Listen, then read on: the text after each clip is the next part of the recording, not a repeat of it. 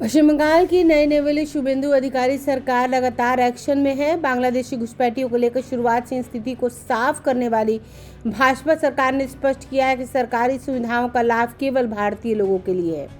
घुसपैठियों को किसी भी तरह का सरकारी लाभ नहीं दिए जाना चाहिए।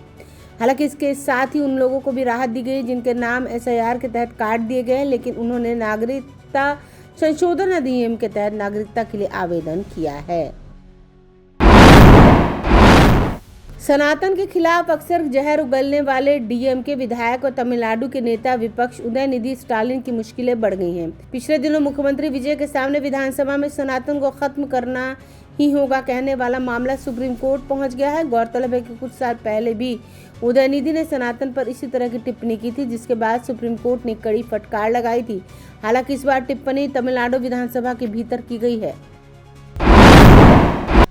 उत्तर भारत में गर्मी के बीच दक्षिण भारत पूर्व उत्तर भारत में जोरदार बरसात हो रही है। मौसम विभाग ने नागालैंड, मणिपुर समेत 6 राज्यों में अगले 7 दिनों तक भारी बारिश का अलर्ट जारी किया है। साथ ही अगले 7 दिनों तक उत्तर पूर्वी भारत, अंडमान और निकोबार द्वीप समूह, उप हिमालय, पश्चिम बंगाल, सिक्किम में भी भारी बारिश और बहुत बारिश होगी। वहीं अगले 3 दिनों के दौरान तमिलनाडु, पुदुचेरी, कराईकल, केरल, माहे, लक्षद्वीप, दक्षिण आंतरिक कर्नाटक में भी भारी बारिश की चेतावनी जारी की गई है।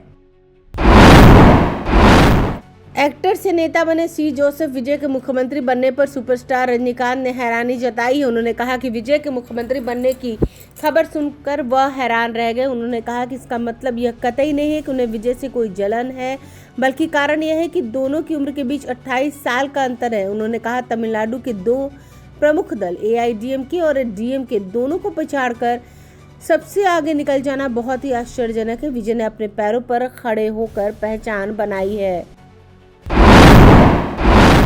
केरल विधानसभा चुनाव में 3 सीटों पर जीत से उत्साहित भाजपा ने 13 सूत्रीय राजनीतिक एजेंडा तैयार किया है, जिसके बारे में उसका कहना है कि वह आगामी लोकसभा चुनाव से पहले राज्य में उसकी रणनीति को आकार देगा। पार्टी ने इस एजेंडे में हिंदू पिछड़े समुदायों के बीच समर्थन को मजबूत करने, साथ ही अल्पसंख्यक समूहों पर पार्टी की पहुंच को भी नए सिरे से मजबूत करने पर स्पष्ट रूप से ध्यान केंद्रित किया है।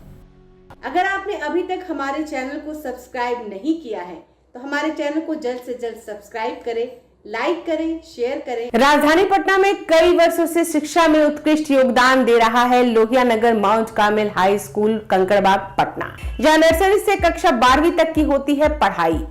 10वीं और 12वीं बोर्ड परीक्षा में 100% अंक का रिकॉर्ड। एक ऐसा स्कूल जहां पठन पाठन के साथ साथ बच्चों के संपूर्ण विकास का रखा जाता है ख्याल। खेलकूद, सांस्कृतिक गतिविधि, मैथ ओलंपियाड, साइंस ओलंपियाड और बहुत कुछ। आज ही कराए नामांकन की प्रक्रिया जारी है। संपर्क करें DS/16, Gayatri Mandir road, housing board colony east, Indira Nagar, Kankarbagh, Lohia Nagar, Patna. हमारा पिन कोड है 800020। पटना में कई वर्षों से शिक्षा में अहम योगदान दे रहा है Gyansthali high school, Alamganj, Patna city, जहां 10वीं और 12वीं की बोर्ड परीक्षाओं में 100% अंक प्राप्त कर रहे हैं बच्चे।